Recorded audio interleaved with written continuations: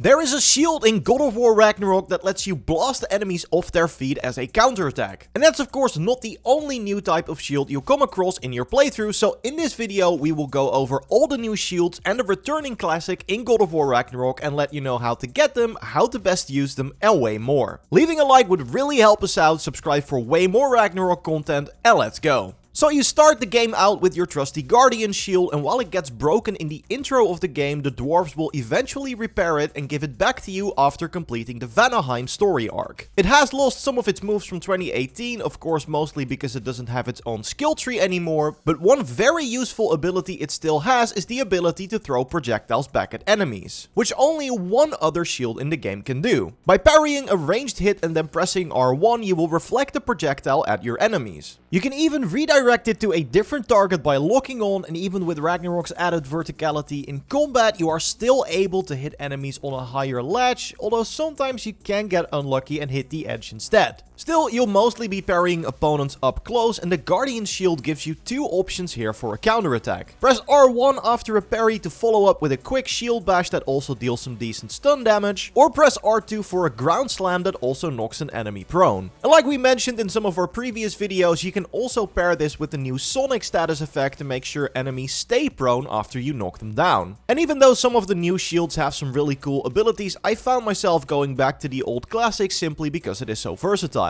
And the nice thing is of course that no matter your favorite, you are able to use any shield until way into your journey, as they can all be upgraded to level 9. Every shield also takes the same materials to upgrade and gives the same buff to defense at each level. The only difference between them is that most shields also boost one other stat after upgrading it to at least level 3. So for instance, the Dauntless gives you extra cooldown, the Stonewall gives you extra vitality, but the Guardian Shield is the only exception here, as that one only ever boosts your defense. Another one of my favorite shields next to the Guardian is the Onslaught Shield, because it fits my playstyle really well. It allows you to charge towards an enemy when you double tap L1 for a shield bash, so it's a great shield for improving your mobility in combat. Since you are running with your shield up, you will also block incoming projectiles. But what's even better is that if you gain enough distance on your charge, the shield will begin to glow, signaling that if you hit an enemy with the charge, they will be launched into the air. And then you can follow up with any weapon combo you like, but especially some quick unarmed strikes are great to build up some stun damage. Needless to say, it works great for stun focused builds, but even if that's not your playstyle, it's super fun to constantly charge into danger. The big downside here though, and this is the case for some of the other new shields as well, is that you don't have a parry counter anymore. Meaning that when you parry an incoming strike, it will still leave the enemy open for an attack, but you can't immediately counter with a shield strike. You get the Onslaught Shield relatively late into the game from a chest after a major boss fight that takes place in Helheim. So I got it from there, but according to power picks, it will also appear on sale at the blacksmith if you miss it. Another shield you pick up during your travels through the realms is the Shatter star, and while this one is definitely a bit more complex on the mechanics, it's not as difficult as it first sounds. Basically, instead of having a shield bash, you fire a concussive wave by double tapping L1.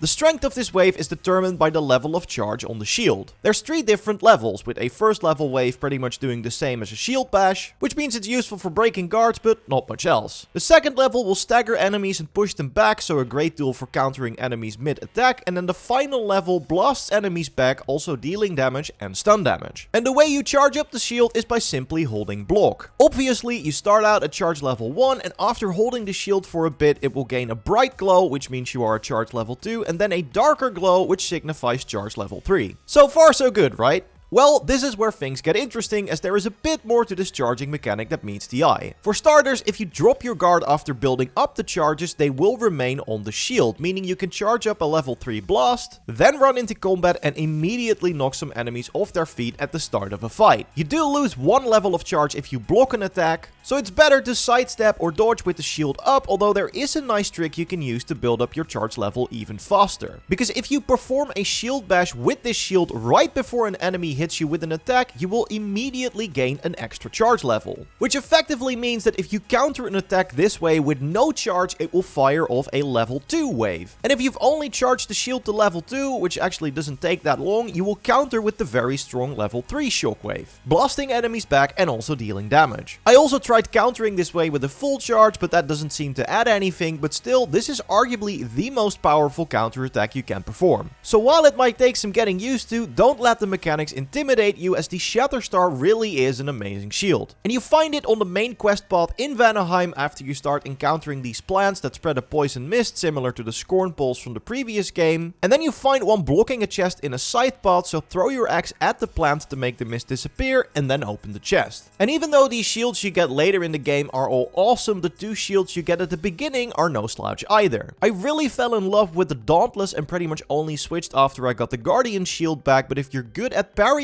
attacks, then this is definitely the shield for you. On a parry, you will deal stun damage to an enemy, and it also charges the shield, making your next shield bash, which you perform by double tapping L1, way more powerful. It already builds up a lot of stun, but you can also use the pretty massive knockback from a charged bash to slam enemies into an obstacle or wall, which will then build up even more stun damage. And at first I thought that was pretty much it for the shield, but there is actually a bit more depth to it. For starters, parrying an attack with the Dauntless will reflect the projectile back at the enemy, dealing damage. And you can make your shield bashes even stronger if you time your parry perfectly. Now the timing on that is kind of hard to explain, but you will notice a change in Kratos' animation, which makes it clear if you've performed a regular or a perfect parry, with the latter dealing even more stun damage and granting more damage to the shield bash as well. And if you want to get some practice in, you can of course use the training arena in Niflheim, which unlocks after completing the main story arc in Svartalfheim, so very early on. And you probably already saw this when you were playing the game yourself, but you get to pick between the Dauntless and the Stonewall at the start, after which the other shield becomes available to craft at the blacksmith for very little resources. And the Stonewall is actually a great pick too, as it can allow you to knock multiple enemies off their feet with a single attack. Instead of a shield bash, you will perform a shield slam with the Stonewall equipped, which is further empowered if you manage to absorb some hits first. With this shield equipped, you can see these segments appear next to your selected weapon in the HUD, with each hit you block filling up one segment. At max charge, so after absorbing 4 hits, performing the shield slam will launch enemies airborne. So like with the Onslaught, performing this move and then following it up with an unarmed combo is a great idea to quickly build up stun. And you are also able to block any attacks marked by a yellow ring, so the ones that would normally break your guard wide open. Blocking these types of attacks will actually charge up 2 segments instead of 1, but you have to be careful as you can only block these attacks when the shield is not fully charged. On a full charge, your guard will break like with any other shield, so keep an eye on your segments during combat if you decide to rock this shield. The only downside to the Stonewall is that if you slam down your shield without fully charging it, it will still consume any segments that are currently filled. And since you start encountering these blue ring attacks that you need to counter with a shield bash a lot more the further you get into the game, you might not get to use full advantage of the Stonewall as much as you'd like. Let us know your favorite shield in the comments below, subscribe so you don't miss out on our next God of War Ragnarok video, leave a like if you enjoyed this one, and if you want, you can watch our previous video where we go over a lot of features the game doesn't tell you about. I will see you in the next one, goodbye.